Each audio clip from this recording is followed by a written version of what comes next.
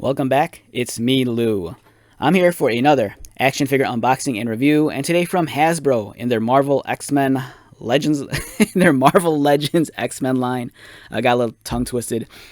We have Emma Frost, the much beloved X-Men character. This kind of embodies her look from the Joss Whedon, John Cassidy era of Astonishing X-Men, from maybe like nearly 20 years ago. But nonetheless, it's a very, I think, evergreen design for Emma. Even though she's, seen multiple costume changes, I think this is the one that kind of, floats around in most people's heads. For me personally, I would love it if they made an action figure of the Grant Morrison, Frank Quitely era of New X-Men. Emma Frost with that kind of crazy reverse bra deal. But this one, I still think is really cool. She belongs to the Chode Build-A-Figure line. She includes piece number 1, which is his right leg. She comes with extra hands also, which is nice. So let's get started.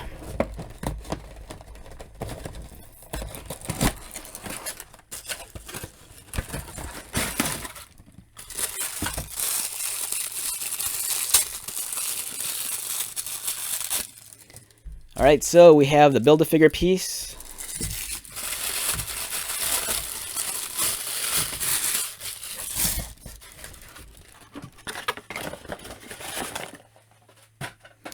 And we have the White Queen herself, Emma Frost. My first impression of handling this figure is that it's a really nice shade of white. It's a really pure colored white. Her face leaves a little bit to be desired. I don't think this is the greatest facial expression. Yeah, the facial expression's kind of, I don't know, it's not really doing it for me. It's kind of lifeless, I mean, of course she could be a very stern and cold character, especially when she's in her diamond form, but I don't think this seems a little bit off. I kind of feel like her chin's a little bit doughy looking towards the bottom. I think it could have had a little bit more definition to it. And the expression in the eyes, they're just not happening. It's just kind of vague. But she does have the nice light blue colored lips, which she's known for. Her outfit, this really embodies that very evergreen design of Emma. She's always one to show off a lot of cleavage. Her belly. She has the X-Men buckle, which is a nice highlight on her dress overall. So it's a pretty solid looking action figure. And let's get her into focus. She doesn't want to focus for some reason. There we go. I kind of wish they'd give us hand options. Did they? Where were they?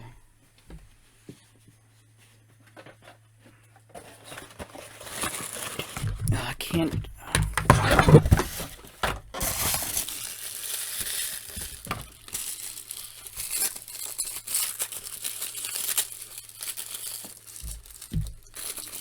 Oh, there they are. I almost threw these out, so.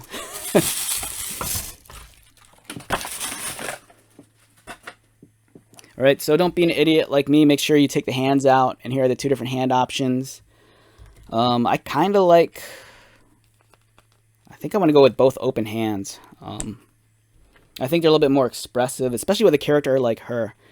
This figure standing on your shelf by itself, it's not like she has any flashy effects or a really cool looking costume, so I kind of like the hands. The one thing that kind of restricts the movement of her arms also is her cape. Her cape kind of drops past her shoulders.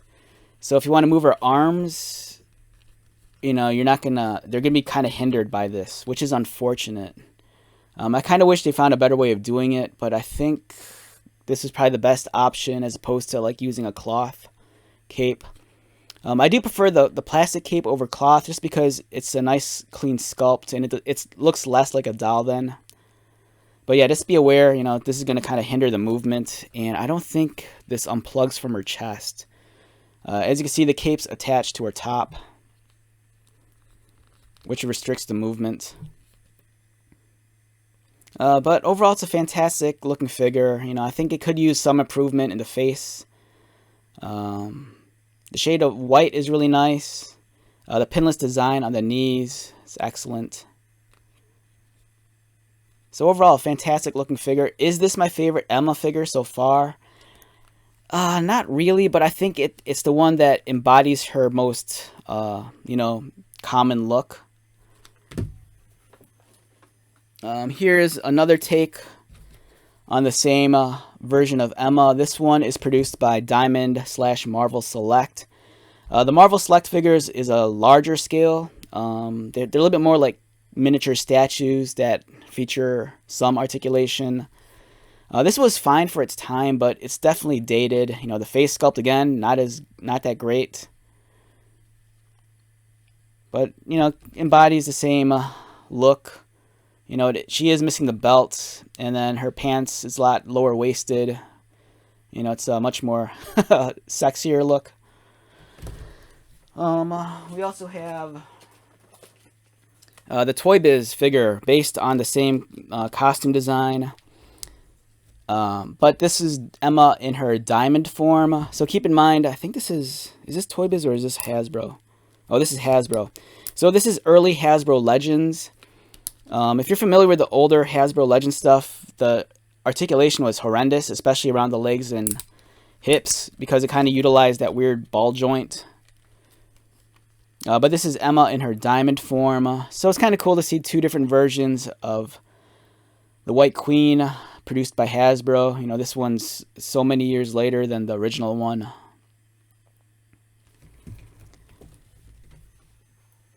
And then I think this might have been a Walgreens exclusive. I can't remember. But this is what I like to call Dark Side Emma. You know, this is, you know, kind of breaking that White Queen look. You know, she's kind of, I don't want to say she's the Black Queen of the Hellfire Club, but I think that title belongs to Celine. But yeah, we have Emma Frost in the black, which is cool. I do like this head a lot more. I think if you did a head swapped, just because she still has the purple or the light blue lipstick, I think this is a much more expressive face than this one. I think this head would look a lot cooler on this body. But I'm not sure if the flesh tones match. This one looks a little bit richer with a little bit more pink and red hues. And then lastly, we have this custom Emma Frost figure that I made. I took the Dazzler Marvel Legends figure, swapped out the head, cut off the roller skates, and then my thought on this figure was I just used the Marvel Legends cape from the old figure, and it's like, you know, sling it around her arms or something like this. And for me, this was my temporary Emma Frost figure. I didn't commit to painting the lips blue just because I wasn't sure if I was going to keep this around. But yeah, this was my custom Emma Frost. You know, this was the kind of like the placeholder until this one came out.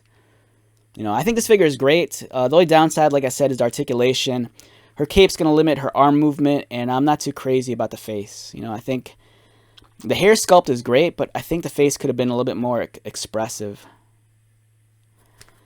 Alright, so with that being said, let's wrap this one up. Once again, my name is Lou. If you're new to my channel, welcome. If you are a returning viewer or subscriber, thank you so much for your continued support. I greatly appreciate it. So until the next video, be safe, take care of yourself, buy lots of toys, and most importantly, be happy. And I'll see you at the next one. Alright, later.